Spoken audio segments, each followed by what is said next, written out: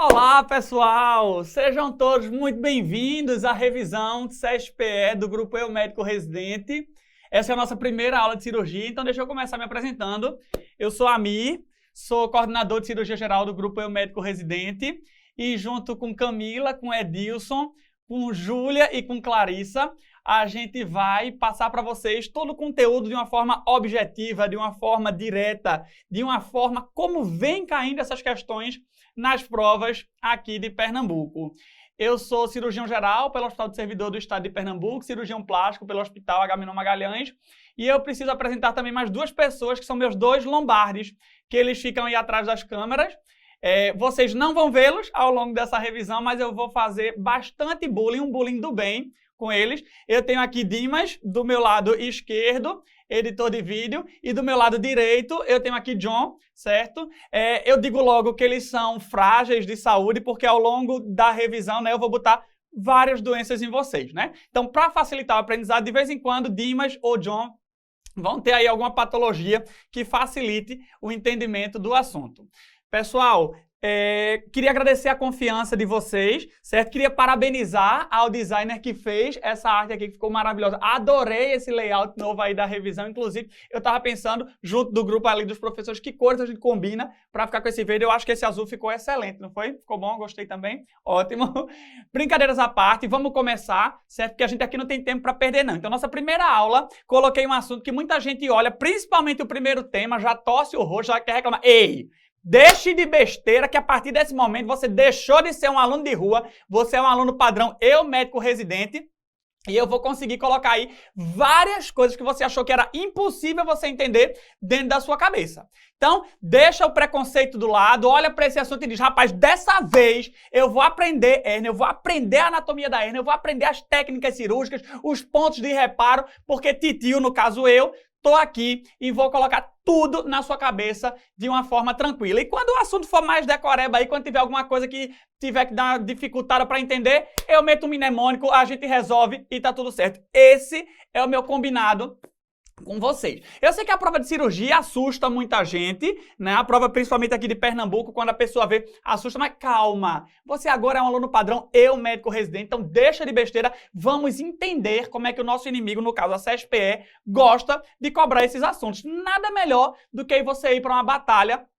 sabendo quem é o seu inimigo, né? Então vamos parar de falar besteira, olha essa questão, pausa aí teu vídeo e eu volto já para resolvê-la contigo.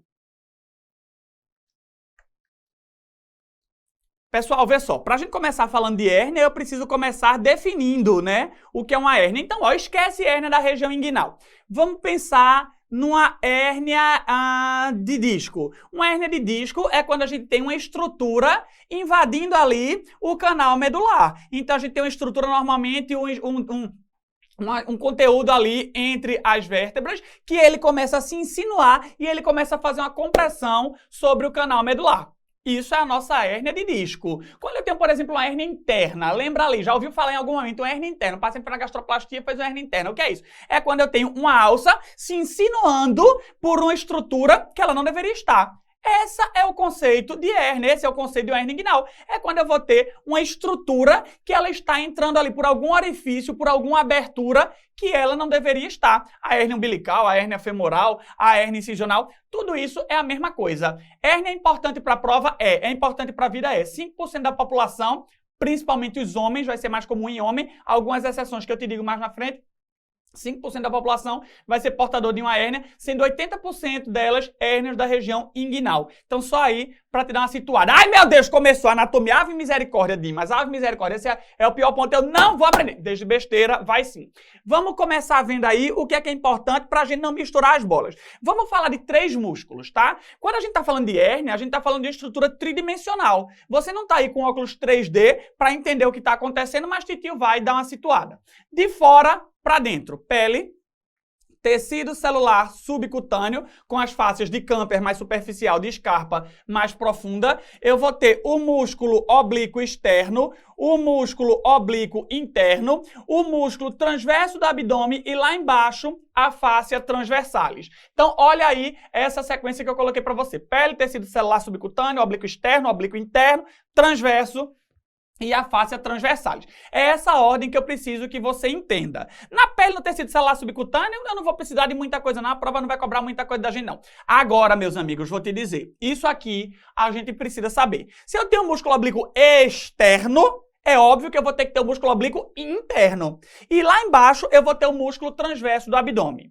O músculo oblíquo externo vai ter a sua aponeurose. E essa aponeurose, ela vai se espessar e fazer o famoso ligamento de pulpar ou ligamento inguinal. Então, o ligamento inguinal, te mostro já no próximo slide, ou ligamento de pulpar, é formado pelo espessamento do músculo oblíquo externo. Na verdade, pelo espessamento ali da aponeurose do músculo oblíquo externo. O músculo oblíquo interno, ele vai derivar uma estrutura muito famosa nos homens, que é o músculo cremaster. Então, você já deve ter percebido que a bolsa escrotal, ela pode elevar ou abaixar, dependendo da temperatura corporal e da temperatura externa, para conseguir uma temperatura ótima ali para a produção do espermatozoide.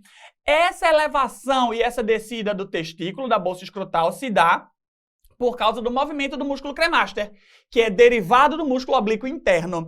E o músculo transverso do abdômen? O músculo transverso do abdômen, o mais importante dele não vai ser nem ele em si, vai ser a fáscia desse músculo, a fáscia transversalis, que vai ser ali a estrutura musculoaponeurótica mais profunda na formação da parede abdominal. Por isso que ela está aqui, ó, fáscia transversalis, fazendo ali o assoalho da parede abdominal. Então vamos, revisando comigo, puxa pela cabeça, 3 músculos. Oblíquo externo, que vai me dar o ligamento inguinal ou ligamento de pulpar, oblíquo interno, que vai me dar o músculo cremaster, e o músculo transverso do abdômen, que vai me dar ali a fáscia transversalis. Eu preciso te dizer uma coisa, esse músculo cremaster, ele vai ser inervado através de um raminho nervoso que eu preciso te dizer.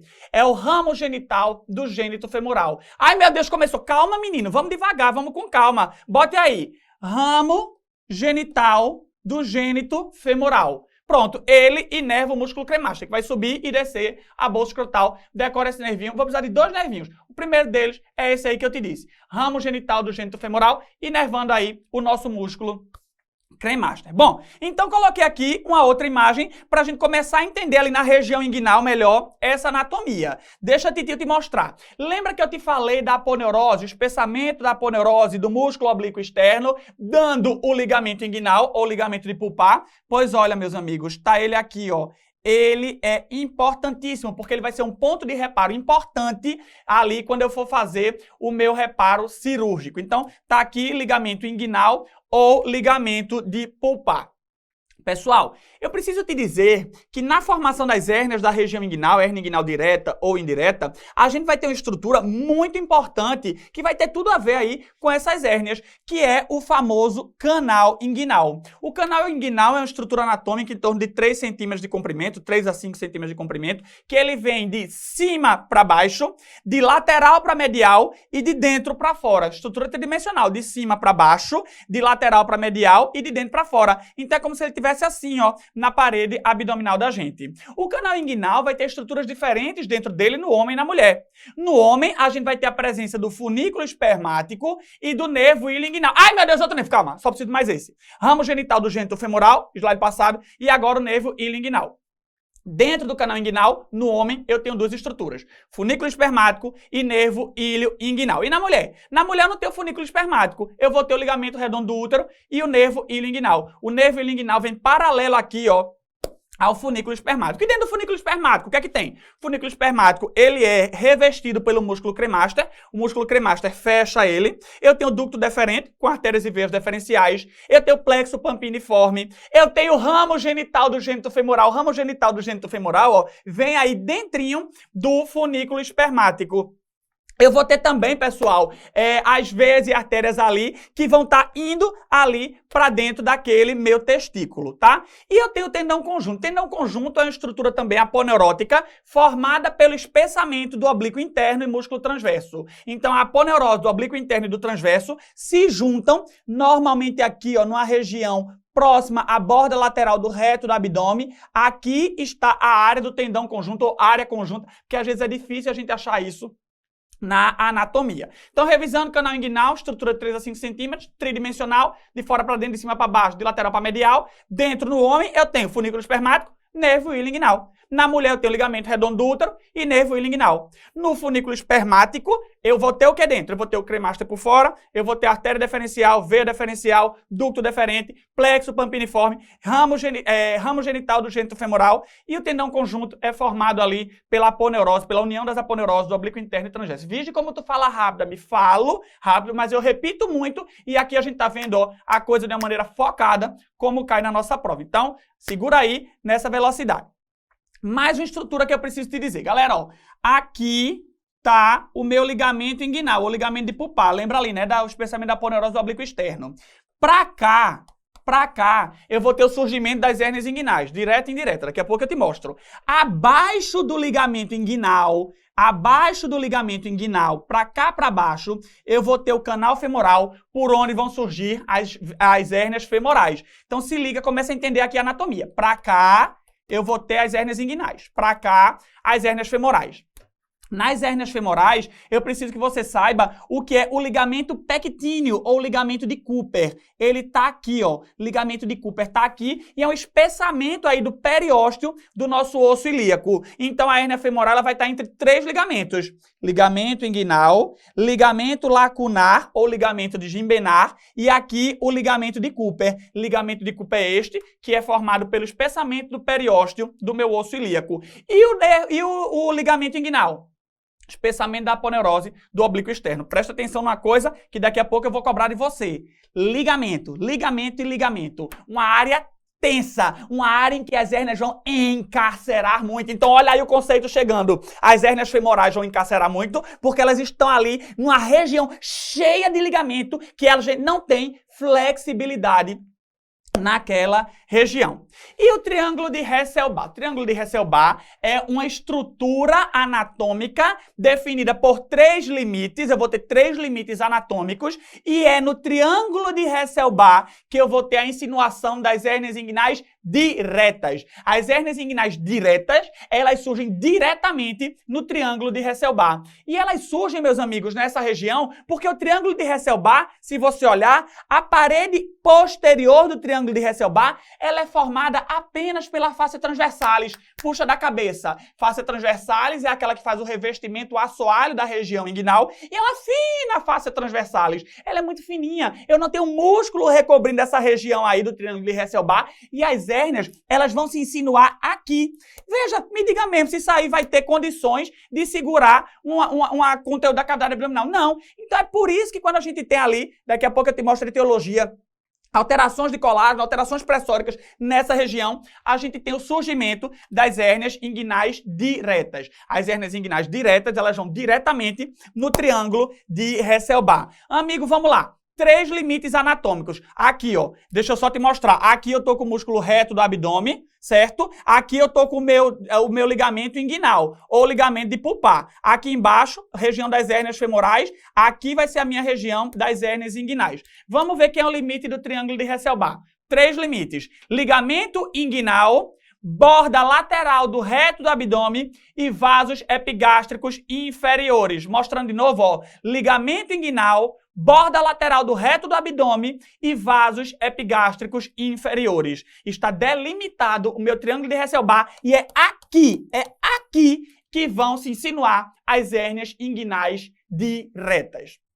Dando sequência, já que eu falei hérnia inguinal direta e indireta, vamos lá. Ai, meu Deus, Dimas, ele começou a falar de hérnia inguinal direta e indireta. Eu não entendo nada disso. Não entendo porque ninguém lhe ensinou, foi Titio, vai lhe ensinar agora. Pessoal, as hérnias inguinais indiretas, elas são hérnias congênitas. Elas ocorrem porque a gente não teve a obliteração, o fechamento do conduto peritôneo vaginal.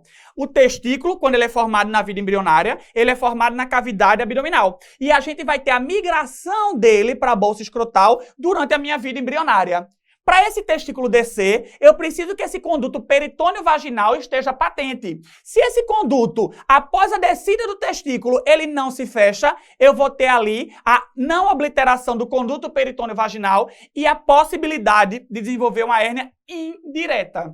A hérnia indireta, então, é uma hérnia congênita. E a hérnia direta? A hérnia direta é uma hérnia adquirida. É aquela hérnia não comum da infância. É uma hérnia que o paciente ele é tabagista, ele tem uma doença do colágeno, ele faz muito esforço físico, ele é muito emagrecido. Então, a hérnia direta é uma hérnia adquirida, enquanto a hérnia indireta é a hérnia da infância. Guarda aí, a hérnia indireta é a hérnia da infância. Pessoal, quando eu estou falando de hérnia inguinal direta ou indireta, eu preciso te dizer que um dos meus limites são os vasos epigástricos inferiores. Se a hérnia é medial aos vasos epigástricos inferiores, ela está no triângulo de Hesselbach. Ela é uma hérnia direta. Agora, se a minha hérnia surge lateralmente aos vasos epigástricos inferiores, ela é uma hérnia indireta. Titio, diga, meu filho, como é que eu vou decorar isso? Tem bizu. Deixa eu te dizer, como é a abreviatura de médico em inglês? Lembra aí para mim, médico em inglês? MD. MD. Então, ó, M de medial, D de direta. Guarda aí, MD. Consequentemente, a hérnia lateral é uma hérnia indireta. M de medial, D de direta. MD, abreviatura de médico em inglês, tá? Dando sequência, como é a clínica e o diagnóstico? Dimas, deixa eu te perguntar um negócio, me ajuda nessa. Se um paciente chega na emergência hoje, ele chegou na emergência dizendo assim, doutor, eu tô com tosse, eu tô com coriza, eu perdi o olfato e eu perdi o paladar. O que é isso? Diga alto. COVID. Diga alto. Covid, óbvio. Por quê? Porque é uma clínica clássica, né? Paciente que tem tosse, tem ali uma falta de ar, tem uma coriza, anosmia e ageusia, isso é Covid. Na hérnia, não existe isso. O paciente não vai chegar, Dimas, o paciente não vai chegar, meus amigos, com uma clínica tão clássica. A hérnia não tem essa clínica clássica. A clínica é uma queixa inespecífica. É uma queixa de, talvez, dor, abaulamento, sensação de peso, massa palpável na região inguinal. Então, vejam, é uma clínica bastante inespecífica. Quando eu falar de hérnia, eu preciso dizer se isso é uma hérnia redutível ou irredutível. Sendo irredutível, se ela é encarcerada ou estrangulada. Mas guarda esse conceito que no próximo slide eu explico isso para você. O melhor decúbito para a gente fazer a avaliação dessa hérnia é com o paciente em pé. Então, nada de deitar o paciente. O melhor decúbito é em ortostatismo. Eu também posso lançar aí mão da manobra de Valsalva, aumentando a pressão intraabdominal, vendo se eu tenho ali a protrusão de algum conteúdo na região inguinal. E a manobra de Landvar também é importante para a gente fazer o diagnóstico de hérnia. E presta atenção, guarda esse conceito. O diagnóstico de hérnia é um diagnóstico clínico. Eventualmente, eu até posso lançar mão de um ultrassom, uma tomografia, uma ressonância, se eu quiser fazer diagnóstico diferencial ou se eu tiver dúvida diagnóstica. Mas o diagnóstico de hérnia, guarda o conceito, é um diagnóstico clínico, nada de fazer RT-PCR para diagnosticar hérnia, nada de estar fazendo ultrassom, tomografia, tá? A gente vai fazer esses exames quando a gente tem dúvida diagnóstica ou quer abrir o leque de diagnóstico diferencial. E aí eu chego num ponto para vocês. A minha hérnia é redutível ou não redutível? E, em sendo não redutível, ela é estrangulada ou encarcerada? O que é isso? A hérnia redutível é aquela hérnia em que ela se insinua pelo orifício herniário, ela se insinua ali pelo conteúdo, pelo orifício herniário, mas ela volta sozinho. A hérnia não redutível é aquela hérnia que ela se insinua e fica presa. Ela não consegue voltar. Eu preciso de manobras específicas para reduzir ali a minha hérnia. E aí eu vou subdividi-la em estrangulada, quando eu tenho sofrimento vascular, ou encarcerada, quando ela está somente presa e não tem sofrimento vascular. Vamos então resolver aí a nossa questão. No hérnia inguinal direta, o conteúdo herniário se insinua. Onde é que se insinua uma hérnia inguinal direta? A hérnia inguinal direta é M de MD. Então a hérnia inguinal direta, ela é medial aos vasos epigástricos inferiores. E ela se insinua ali, eu te disse, no triângulo de Hesselbach, ali na fáscia transversalis. Lateral aos vasos epigástricos? Não. Através do anel inguinal interno e contido no conduto peritônio vaginal, deixa eu te dizer, quando a gente tiver ali o nosso canal inguinal, O canal inguinal, ele é delimitado internamente pelo anel inguinal ou anel herniário interno e pelo anel herniário externo. O anel herniário interno, ele está lá atrás na face transversalis, interno. E o anel inguinal externo, ele está ali no nosso músculo oblíquo externo. As hérnias que se insinuam através do anel inguinal interno são as hérnias que vêm pelo canal inguinal. E as hérnias que vêm pelo canal inguinal são as hérnias inguinais indiretas, conduto peritônio vaginal. Tá lembrado? É isso mesmo. Estamos trazendo os conceitos aqui para resolver a questão. Através do anel inguinal interno vem a hérnia inguinal indireta e não a hérnia inguinal direta. Através da fáscia transversalis e medial aos vasos epigástricos. Opa, é sim através da fáscia transversalis e é sim medial aos vasos epigástricos. Envolvido no cremaster e superior ao Cooper, envolvido no cremaster, tá a hérnia inguinal indireta, que está vindo ali pelo canal inguinal. Então, nada de envolvido no cremaster. Lateral ao anel inguinal interno. Bom, a lateralidade ou a medialidade não é em relação ao anel inguinal, e sim aos vasos epigástricos inferiores. Então, veja que uma questão de anatomia que para você poderia, há 20 minutos, parecer impossível, você agora consegue ver e tirar de letra. Próxima questão, vê essa questão, pausa teu vídeo e eu volto já para falar dela contigo. Vamos lá, ó. A questão diz que o entendimento da anatomia da região inguinal é importante, a fim de a gente fazer uma cirurgia para correção de hérnia. Nesse sentido, que nervo tem seu trajeto junto ao cordão espermático, entrando no canal inguinal, pelo anel inguinal interno e saindo pelo anel inguinal externo. Pessoal, tem um nervinho que está dentro do funículo espermático. É o ramo genital do gênito femoral, que vai para o cremaster. E tem um que está paralelo ao funículo espermático. Eu te disse que nervo é esse? É o íleo inguinal. Então veja como as questões de hérnia são diretas na prova do CESPE. Mais a questão, pausa teu vídeo e a gente volta já para responder ela junto. Bom, vamos falar agora das hérnias femorais. Como é que a hérnia femoral cai na prova do CESPE? Cai de forma objetiva e direta. As hérnias femorais, meus amigos, elas se insinuam no canal femoral. O canal femoral, ele está abaixo do ligamento inguinal. Ela é mais comum no sexo feminino, lembra?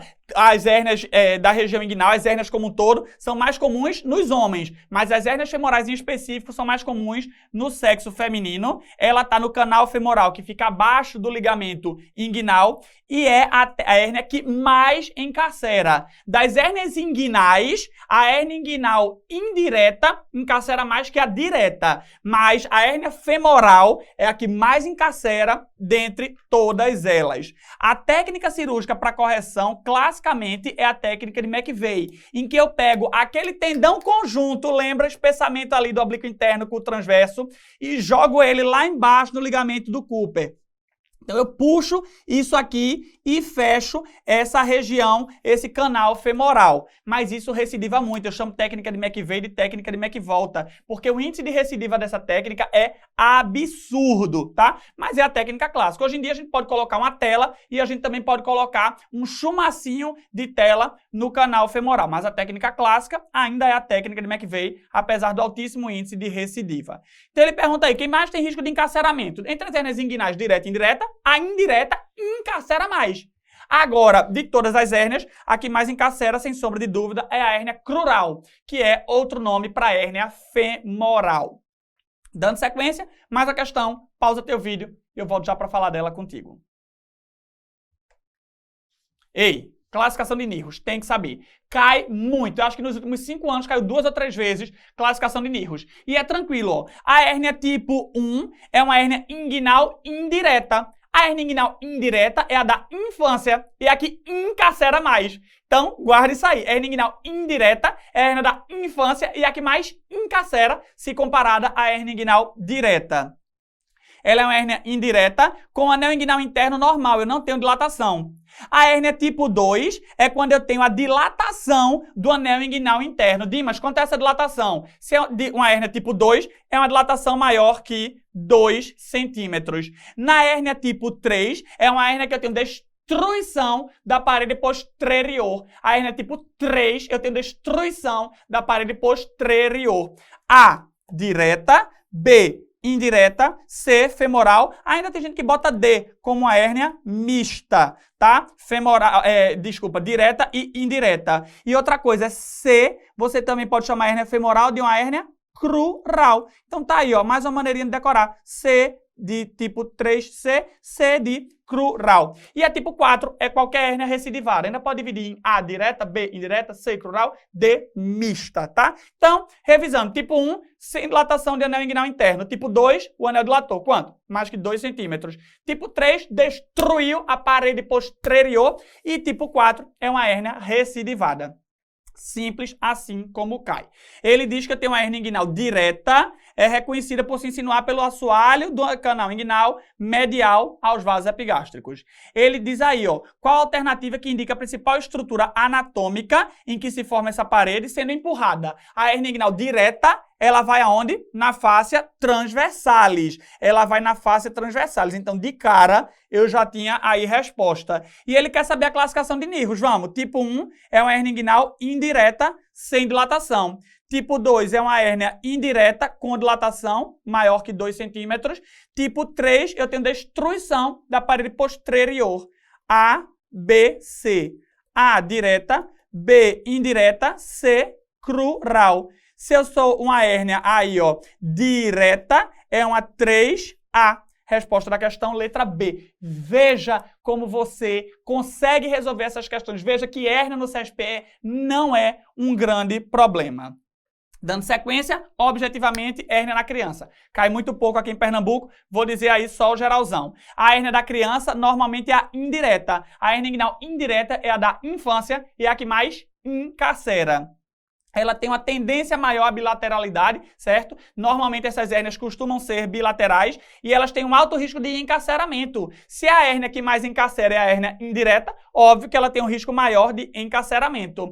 A técnica de Marcy é a técnica clássica que a gente faz a correção cirúrgica dessas hérnias, ligadura alta ali do cordão, tá? Do saco herniário. E se vai ou não abordar o lado contralateral, é uma grande divergência. Normalmente, meninos, até 1 ano, eu abordo o lado contralateral, mesmo que não tenha hérnia. Meninas, independente da idade, eu faço essa abordagem contralateral, mas eu digo, isso não é consenso na literatura, o CSPE nunca se posicionou. O tratamento da hérnia é sempre cirúrgico? Não. Antigamente a gente dizia que hérnia diagnosticada é hérnia operada. Hoje em dia a gente sabe que não. Uma hérnia óligo ou assintomática, ela pode ser tratada de maneira conservadora em homens. Em mulheres, não. Em mulher teve hérnia, opera. E se o teu paciente é um idoso, muito velhinho, não faz esforço físico, aquela hérnia ali é óligo ou assintomática, um status performance de muito risco, não precisa operar. Então se liga, porque já existe sim espaço para o tratamento conservador da hérnia. Agora, quando é que eu opero uma hérnia redutível? Bom, se ela é redutível, mas ela é sintomática, opera o teu paciente. Se ela é redutível, mas é na mulher, opera o teu paciente. Hérnias encarceradas e estranguladas devem ser operadas, sendo as hérnias estranguladas devendo ser operadas naquele momento. Nada de reduzir uma hérnia estrangulada, porque se está estrangulada, eu tenho sofrimento de alça. Então eu tenho que ver ali a minha viabilidade daquela alça. Então, hérnia estrangulada não reduz, opera na urgência ali aquele teu paciente, opera na hora o teu paciente. Técnicas para a gente operar. Técnica de Bassini. Bassini, mentiroso, cabra safado. Bassini, quando descreveu a técnica dele, disse que tinha de 2 a 3% de recidiva. Mentira, Bassini, mentiroso, tem vergonha na cara. Tua hérnia recidiva, tua técnica recidiva em até 30%. O que é que Bassini fazia? Tá aqui o ligamento inguinal. Tá aqui o tendão conjunto. Ele juntava, ele suturava o ligamento inguinal no tendão conjunto. Dava tensão. Se dá tensão, dá dor. Se dá tensão, dá recidiva. Bassini mentiu. Ele disse que dava aí 2 a 3% de recidiva. Mentira. Até 30% os estudos atuais. Técnica de Shouldice, imbricação de 4 planos músculo-aponeuróticos. É difícil? É uma técnica que ela tem pouca recidiva, mas ela dá muita dor no pós-operatório. A gente praticamente não faz. Técnica de McVeigh, técnica de McVolta, é aquela técnica clássica para a hérnia femoral, já te disse, e a técnica de Lichtenstein. Essa técnica de Lichtenstein, ela é clássica e importantíssima. É a técnica de Lichtenstein. É a técnica que eu uso a tela de Marlex, a tela de Prolene, para evitar a recidiva. Eu faço ali uma fibrose com aquela tela e eu tenho baixíssimos índices de recidiva. É a melhor técnica atualmente. O que é que eu faço? Ligamento inguinal, Aqui, tendão conjunto e aqui o pub.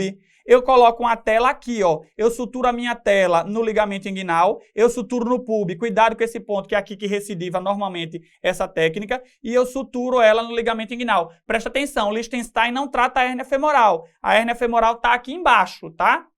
Não trata a hérnia femoral. Se eu quiser tratar com tela, eu vou suturar, em vez de no ligamento inguinal, aqui no ligamento de Cooper. E a técnica de estopar é uma abordagem pré-peritoneal. Vê que todas essas cirurgias aqui, eu estou chegando de frente, eu estou chegando de cara na hérnia. A técnica de estopar é uma técnica que a gente faz pré-peritoneal, ou seja, eu não abordo por via anterior, eu abordo por via posterior, tá? Eu faço incisão bicrista ilíaca, disseco toda a região ali da minha parede abdominal, pré-peritoneal, e coloco uma tela gigantesca, uma estopa de casa, a estopa, né, que você bota ali, aquela coisa bem gigante na barriga do paciente. Bom para hérnias bilaterais ou hérnias recidivadas.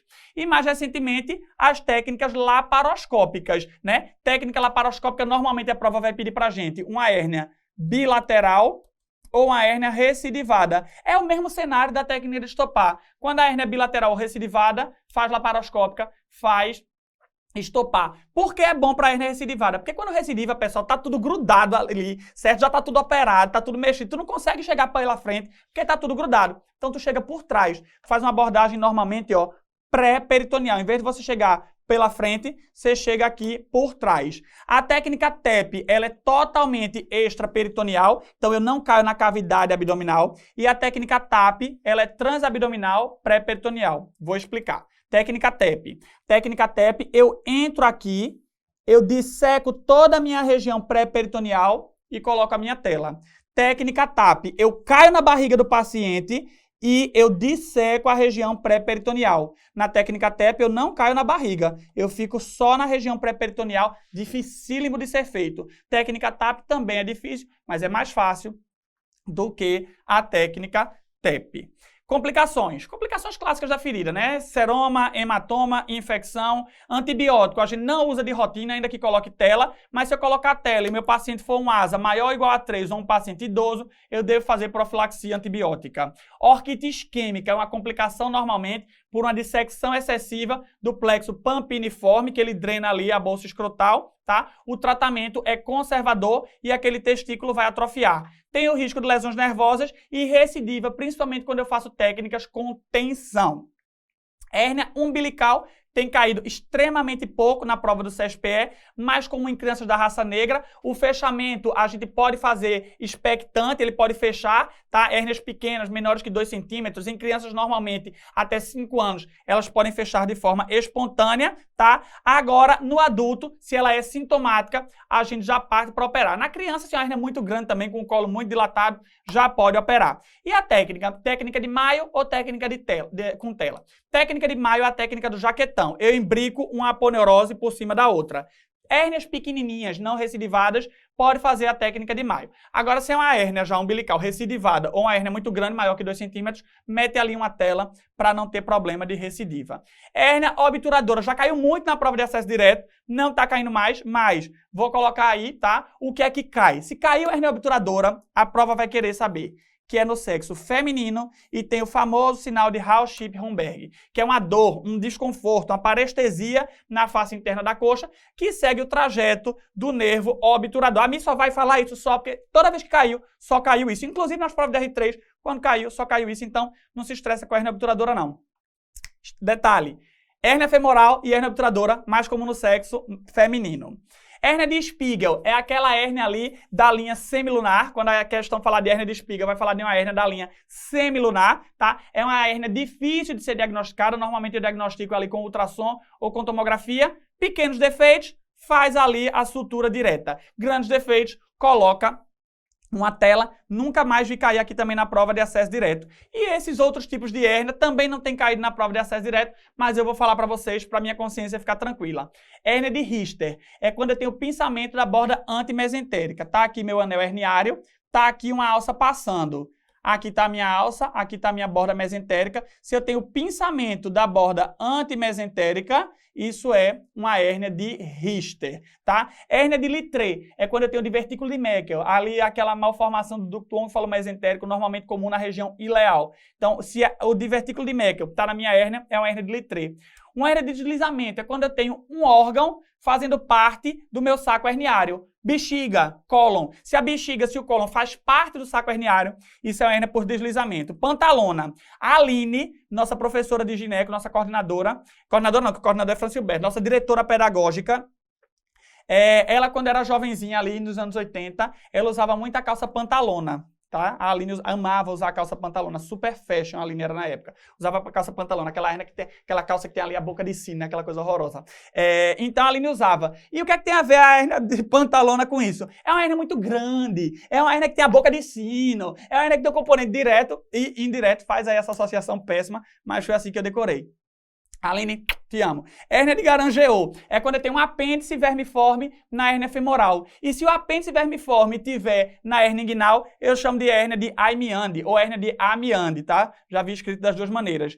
Hérnia de Greenfeld é uma hérnia do trígono lombar superior e a hérnia de Petit é a hérnia do trígono lombar inferior. Dessas daqui, faz séculos que eu não vejo nada no CESPE, mas eu coloquei só por desencargo de consciência. Se cair na prova, quando cai fora, é só isso aqui. Vamos lá, última coisa que eu quero falar para vocês. Hérnia incisional. Qual é a técnica clássica? É a técnica de separação dos componentes e a aplicação de uma tela de prolene. O que é separação dos componentes? O paciente tem uma hérnia ali incisional. Quando tu abre aquilo ali, é uma merda. Tem pele, tem tecido celular subcutâneo, tem aponeurose, tem músculo, tem alça, tem tudo. Eu não sei quem é quem. O que é que eu preciso fazer para reconstruir minha parede abdominal? Eu preciso separar os componentes da hérnia. Eu preciso separar o que é pele, para botar no lugar dela. Eu preciso separar o que é subcutâneo, para botar no lugar dele. Eu preciso separar o que é fáscia, para botar no lugar dela. Eu preciso separar o que é músculo. Ou seja, eu vou separar os componentes da hérnia e eu vou colocar uma tela. Ele está falando aqui de um paciente que tem uma hérnia incisional e pergunta qual a técnica adequada. É a técnica de separação dos componentes. Se cair para você, hérnia incisional, técnica de separação dos componentes. Vamos para o próximo assunto, vamos falar de obstrução, vê essa questão, pausa o teu vídeo e eu volto já para responder ela contigo. Bom, então vamos falar aí de oclusão. O problema da oclusão não é a obstrução em si. O problema é que se você tem uma alça que está obstruída, você pode começar a ter um edema naquela alça, você vai diminuir o retorno venoso, a diminuição do retorno venoso vai aumentar ainda mais o edema, a pressão na parede da alça, você vai diminuir agora o suprimento arterial, isso pode gerar uma isquemia com necrose e perfuração. Então veja que não é o fato de o conteúdo do trato gastrointestinal ele não ser propelido, é também o problema de vascularização que isso pode acarretar. A gente precisa dividir a obstrução intestinal, a oclusão intestinal aí, como mecânica ou funcional. Mecânica, pessoal, é quando eu tenho aí um ponto de obstrução. Eu tenho um fator mecânico obstruindo a propagação do conteúdo do TGI. Funcional é quando eu tenho aí uma oclusão, ou seja, eu não tenho a propulsão do conteúdo, mas eu não tenho uma barreira mecânica. Qual a diferença, Amir, de oclusão para suboclusão? Que na oclusão eu não tenho a passagem nem de fezes, nem de flatos. Na suboclusão, a gente não vai ter a passagem de fezes, mas a gente pode ter a passagem de flatos. Nós temos etiologias diferentes para delgado ou cólon. Na obstrução de delgado, a gente vai pensar normalmente em brida, em tumor ou em hérnia. Na obstrução de cólon, a gente pensa normalmente em tumor, em doença diverticular ou em volvo. Normalmente volvo de sigmoide, daqui a pouco eu converso mais com vocês. A obstrução simples é quando eu não tenho um sofrimento vascular. Já uma obstrução estrangulada é quando a gente tem sofrimento vascular e aí a gente vai ter mais chances sim de ter um evento de perfuração.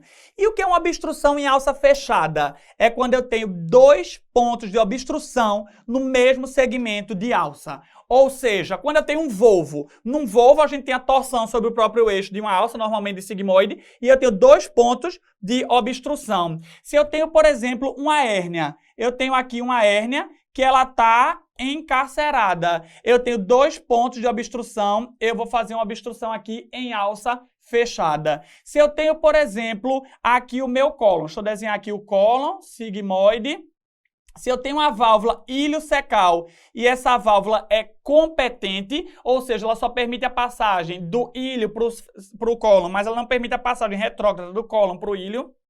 Então, uma obstrução, por exemplo, colônica com válvula iliocecal competente, eu tenho 2 pontos de obstrução no mesmo segmento de alça. E essas obstruções, amigos, em alça fechada, elas tendem a ter um prognóstico pior, porque vai ter mais dilatação e mais chance de sofrimento vascular. Então, quando a gente fala de quadro clínico, como é que a prova vai trazer para a gente um quadro de oclusão intestinal? Ele vai trazer um paciente aí com um quadro de dor abdominal, afinal de contas é um quadro de abdômen agudo. Abdômen agudo a gente divide ali em inflamatório, em vascular, hemorrágico, obstrutivo e perfurativo. Um dos subtipos é o obstrutivo, então é um quadro de dor abdominal, é um abdômen agudo. O paciente vai chegar para a gente com uma distensão abdominal e essa distensão ela pode ser mais pronunciada se for uma obstrução de cólon ou menos pronunciada se forem obstruções de delgado. O ponto de corte para dizer que é uma obstrução alta ou baixa é a válvula iliocecal. Obstruções anteriores à válvula iliocecal são obstruções altas. Obstruções posteriores à válvula iliocecal são obstruções baixas. O paciente vai apresentar distúrbio hidroeletrolítico e raciocina comigo, se ele está obstruído, ele vomita muito. Se ele vomita muito, ele perde H e ele perde Cl. Se ele perde H, ele faz uma alcalose metabólica. Se ele perde Cl, ele faz uma hipocloremia. E lá na loja renal, ele quando for reabsorver sódio, ele não tem mais hidrogênio para jogar para fora. Ele só vai ter potássio para expelir. Então ele vai fazer uma hipocalemia. O distúrbio metabólico clássico de um paciente com oclusão é uma alcalose metabólica, hipoclorêmica, hipocalêmica. Eventualmente ele pode ter uma diarreia paradoxal. Ali aquela alça obstruída, ela pode jogar, ela pode expelir muito líquido, isso pode ser extraído ali, pode ser expelido pelo ânus, como se fosse uma diarreia, mas não é uma diarreia, né? Porque aquilo é só edema que foi extravasado, faz uma diarreia paradoxal. A ausência de fezes e flatos, então, é distensão abdominal, dor abdominal, vômito e ausência de fezes e flatos. Se for ausência só de fezes, obstrução parcial, suboclusão. Aí se eu não tiver nem fezes nem flatos, obstrução total, casos normalmente que tendem a ser mais graves. Então aí, uma obstrução em alça fechada, pede a afirmativa correta. É mais benigna? Não, pessoal, é pior. 2 pontos de obstrução, mais chance de isquemia. Pode acontecer no tumor de cólon direito ou esquerdo, quando a válvula é competente. Perfeito, é o que eu te falei. Eu tenho aqui o meu intestino, o meu cólon, válvula iliocecal. Se eu tenho um tumor aqui, ou se eu tenho um tumor aqui e essa válvula é competente, eu vou ter um segmento ali com 2 pontos de obstrução. Tem menor chance de perfuração? Não, ela vai distender mais chance de isquemia, mais chance de perfuração. Só ocorre no intestino delgado? Não. E seu tratamento é clínico? Não. Obstrução em alça fechada, normalmente é a obstrução mais grave. Eu preciso normalmente operar de uma forma mais rápida. Mas a questão, pausa teu vídeo, eu volto já para falar dela contigo. Bom, vamos agora falar aí de várias coisas, várias etiologias da nossa obstrução. Diagnóstico é um diagnóstico ali sindrômico, é um diagnóstico clínico. A gente vai fazer o hemograma e o ionograma. No hemograma eu posso ter aí uma leucocitose, né? Eu posso eventualmente ter uma concentração dos níveis hematimétricos, porque eu estou perdendo muito líquido para o terceiro espaço. No ionograma é aquilo que eu te disse, ele vomita, ele perde H+, ele perde Cl, ele faz alcalose metabólica, hipoclorêmica. Quando chega lá nos rins, eu preciso reabsorver sódio. E para eu reabsorver sódio, você lembra da clínica médica, eu preciso jogar potássio ou hidrogênio para urina. Se eu reabsorvo o sódio e o meu hidrogênio já foi todo perdido no meu vômito, eu só tenho potássio agora para expelir. Então, alcalose metabólica, hipoclorêmica e hipocalêmica. E depois de um tempo, essa alcalose metabólica ela se converte numa acidose, porque eu vou ter uma produção de ácido lático pela anaerobiose. Eu vou fazer raio-x de tórax e de abdômen, em pé e deitado, e sobre esses raio-x eu vou falar bem direitinho contigo deles na aula de abdômen agudo. A tomografia vai ser muito boa, não para dar o diagnóstico sindrômico, porque o diagnóstico sindrômico é clínico, mas a tomografia é boa para ver o local exato da obstrução, para ver se eu tenho isquemia associada, para tentar entender a minha etiologia, uma etiologia tumoral, uma etiologia, por exemplo, por uma brida. A tomografia me ajuda nisso. Essas imagens do raio-x, não se preocupa não, na aula de abdômen agudo eu vou falar bem direitinho delas contigo. Brida, principal causa de obstrução. Pensou em obstrução, pensou em brida. O que é brida? É aderência, né? É ali cicatriz que a gente tem, secundário normalmente de cirurgias prévias. Eventualmente pode não ser por causa de uma cirurgia, mas normalmente a etiologia é cirúrgica. As cirurgias laparoscópicas, elas tendem a fazer menos aderência do que as laparotômicas. Por quê? Por culpa sua. Você é curioso, você entra na cirurgia, você bota a mão, você quer alisar a alça. Isso tudo faz lesão daquela serosa, isso tudo faz mais brida, faz mais aderência. Então, cirurgia laparoscópica, o interno não bota a mão, o R1 não bota a mão, a gente vai ter uma menor chance de formação de aderência. A complicação mais temida de uma aderência é um quadro de oclusão total, né? Ele pode fazer suboclusão ou oclusão. O quadro mais temido da gente é quando ele faz uma oclusão total. A clínica clássica é uma clínica de obstrução intestinal, a depender do ponto, do segmento em que essa obstrução ocorreu. Mas normalmente vai ser vômito, distensão abdominal, os vômitos podem ser biliosos no início, depois se transformar em fecaloide, a gente pode ter ausência de eliminação de fezes e flatos. Então a clínica é clássica. E o tratamento? Depende. Galera, normalmente o tratamento inicial é um tratamento clínico. Se você não tem aí suspeita de complicação, de perfuração, de isquemia, faz o tratamento clínico. Passa uma sonda nasogástrica, esse tratamento é bom para todo mundo com oclusão. Passa uma sonda nasogástrica para descomprimir o trato gastrointestinal. Você pode deixar um procinético, você pode deixar um antiemético fixo, você pode colocar o paciente para deambular, fazer a correção de distúrbios hidroeletrolíticos. Então, tratamento clínico de início. Se depois de 24, 48 horas você não melhorou, se você piorou ou surgiram sinais de complicação, aí você passa para a cirurgia, mas o tratamento inicial, se não houver sinais de complicação, pode ser o tratamento clínico conservador. Ilho biliar. Bom, raríssimo na vida, certo? Raríssimo na prática, mas a prova ama, o CSPE ama, então o Titio colocou aqui para vocês. O que é o ilho biliar? É uma obstrução intestinal causada por impactação de um cálculo biliar. Veja danou-se, o que é isso? Veja, é uma doença comum a idosos e mulheres. Mulher porque faz mais colecistite aguda, faz mais colelitíase. E idosos porque é aquele paciente que a vida toda ficou tendo cálculo, crise de cálculo biliar e nunca cuidou. Ele vai acontecer por uma fístula colecisto-duodenal, entre a vesícula e o duodeno. Uma fístula entre a vesícula e o duodeno, e com essa fístula entre a vesícula e o duodeno, o cálculo ele vai sair da vesícula biliar, ele vai cair no duodeno e vai impactar lá embaixo. Ei! Não é na válvula iliocecal, é proximal à válvula iliocecal. A prova de residência vai cobrar isso de você e você não seja desavisado, você não caia nas besteiras do CSPE. Não é na válvula, é proximal à válvula iliocecal. Esse cálculo chegou ali proximal à válvula iliocecal e fez um quadro de oclusão. Oclusão por quê? Por um cálculo que veio de onde? Da vesícula biliar. Por que veio? Porque fez uma fístula entre a vesícula biliar e o nosso duodeno.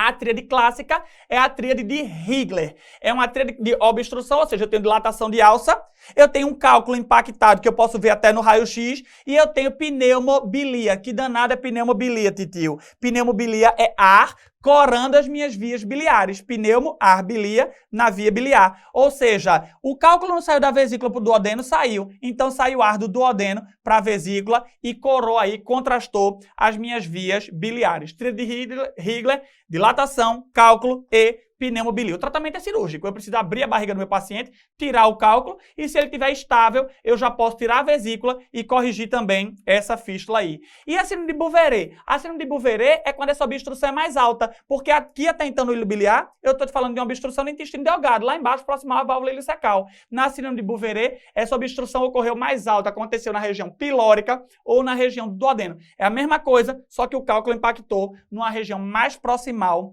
do nosso TGI. Voltou aí a questão. Uma mulher 61 anos, ou seja, mulher idosa, obstrução intestinal. Vai sempre pensando, mulher, idosa, obstrução. Aí eu vou pensar num tumor, eu vou pensar num ilho biliar. Fez um atomo que mostrou o ilho biliar. Qual outro achado radiológico tomográfico mostraria isso? Ou seja, eu vou ter um cálculo impactado, eu vou ter distensão e eu vou ter pneumobilia. Onde é que está a resposta aí? Ó, gás intrahepático. É a famosa pneumobilia. A distensão não é colônica, porque a distensão não está no colo, a distensão está no delgado, né? Fecalite no apêndice, isso é para apendicite, divertículo de Meckel nada a ver, ureterolitíase também nada a ver. Questão facílima, questão recente de acesso direto. Volvo. Dimas, o que é volvo? Volvo é torção sobre o próprio eixo, né? É quando a alça ela dá um revestrez e ela vira ali no próprio eixo. Os locais mais comuns do TGI para isso acontecer são o sigmoide e o seco, sendo o sigmoide o local mais comum de todos. A clínica é uma oclusão em alça fechada, 2 pontos de obstrução. O diagnóstico, você vai fazer ali o exame físico do paciente, vai fazer a história clínica do paciente e quando fizer o raio-x, tá aqui, ó, o sinal do U invertido, do grão de café, o sinal do cano retorcido, é clássico do volvo, tá? Aqui tá a alça, ó, dobrada sob o próprio eixo. Galera, o tratamento. Bom, eu preciso desfazer a torção e evitar recidivas, né? Eu preciso desfazer aquela torção para voltar à continuidade do trato e eu preciso evitar recidiva. No volvo de sigmoide, eu posso fazer uma colonoscopia, uma reto-sigmoidoscopia e desfazer a torção. Se eu tiver sinais de ausência de evitabilidade daquela alça, eu já opero de cara. Mas se não, se a alça está com um bom aspecto, você pode compensar mais o seu paciente e depois fazer a cirurgia reto-sigmoidectomia. No volvo de seco, eu não posso colonoscopar para fazer a manobra de Brusgard, que é essa manobra que a gente desfaz a torção, porque tem mais chance de perfuração. Então, no volvo de seco, eu parto direto para a cirurgia, fazendo ali uma colectomia direita, para evitar a recidiva. Iliodinâmico. Iliodinâmico é muito comum na nossa vida, tá? Comum também na prova. É uma obstrução funcional, não é mecânica, não tem um ponto de obstrução ali naquela minha alça. Então, é a inibição da atividade motora do intestino. Por quê? Distúrbio eletrolítico, cirurgia, inflamação, distensão do peritônio visceral, tudo isso pode fazer um ilho adinâmico. Isso é um evento que pode ser comum, por exemplo, num pós-operatório. Então, aí, as etiologias que eu te disse. A clínica é uma clínica de oclusão. É uma oclusão funcional, mas a clínica é a mesma. Vômito, dor abdominal, distensão, ausência de eliminação de fezes e flatos. O que é interessante é que esses pacientes não costumam evoluir, tá? Por não ser uma obstrução em alça fechada, para um quadro de isquemia. O tratamento é um tratamento clínico de suporte. Ninguém vai estar operando o ilho, né? É um tratamento de suporte, é aquele tratamento clássico. Dietinha zero, sonda nasogástrica, procinético fixo, antiemético, coloca o paciente para deambular, corrige distúrbio hidroeletrolítico. É o pacotinho de tratamento da oclusão intestinal. E a síndrome de Ogilvy? A síndrome de Ogilvy, ela é amada nas provas de residência. Eu vi, acho que na minha vida, umas 4 vezes quando eu trabalhava com cirurgia geral. Hoje em dia eu me dedico só à plástica, mas quando eu trabalhava como cirurgião, eu cheguei a ver Ogilvy. Não é uma obstrução, é uma pseudo-obstrução. É uma obstrução funcional. Só que diferente do ilho, que é comum de todo o trato gastrointestinal, a síndrome de Ogilvy, ela é mais comum ali na região colônica. E algumas provas dizem que é mais comum no transverso e no direito, tá? Então, se disser que é uma obstrução ali no transverso e no direito, tu fica ligado que pode ser um Ogilvy. A clínica é a clínica clássica, viu, Dimas? Não durma não, tô ligado em você, de obstrução intestinal. Então, distensão, vômito, distúrbio eletrolítico, ausência de eliminação de fezes e flatos. E o tratamento é um tratamento de suporte. Normalmente, esse paciente é um paciente idoso que está internado, tratando a pneumonia, está na UTI, está em ventilação mecânica e faz esse quadro de oclusão. O tratamento é um tratamento de suporte, galera. A gente pode fazer uma colonoscopia, corrige ali distúrbio hidroeletrolítico, mas tem uma droga que é a querida da prova, que é a neostigmina. A neostigmina é um anticolinesterásico. Você vai fazer isso no paciente na UTI, certo? Deixa seu paciente na UTI, você vai lá e você faz a neostigmina, que é um anticolinesterásico. Aí você bota o interno, bota o R1 para ficar perto do paciente, viu, Dimas? Faça. Preste atenção que o paciente pode bradicardizar, por isso que tem que estar na UTI monitorizado, e saia de perto, deixa ali o seu interno olhando. Por quê? Meu amigo, porque quando essa neostigmina fizer efeito, você vai ver ali o maior show, o maior espetáculo de peido e de cocô da sua vida. Todos aqueles gases e aquelas fezes que estavam guardadas vão sair com a administração da neostigmina. Então é peido e merda para mais de litro. Então deixa seu doutorando ali, olhando o paciente. Você como staff, como residente mais velho, você fica de longe. Essa é a síndrome de Ogilvy que pode estar presente nas provas. Espero que vocês tenham aproveitado essa aula. A gente se encontra em breve. Um grande abraço a todos.